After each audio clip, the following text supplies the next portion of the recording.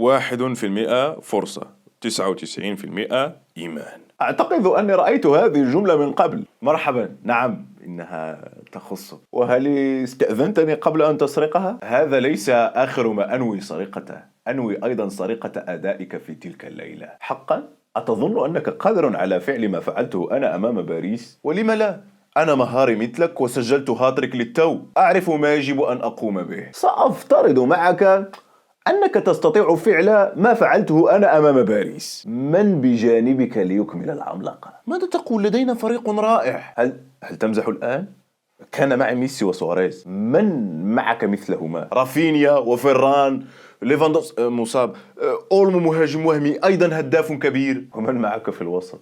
كان لدينا أندريس إنيستا وبوسكيتس، لدينا بيدري وديونغ، برنال، ديونغ، ثم لماذا تضخم أسماء الماضي؟ هل سجل ميسي الهدف الحاسم في النهاية؟ سجله سيرجيو روبرتو. صحيح، ولكن كان لدينا فريق أسطوري قادر على العودة، ولكنه كان نفس الفريق الذي خسر 4-0 قبلها بأيام، ولكنه عاد. حسنا، ونحن أيضا سنعود، سأذكرك بذلك.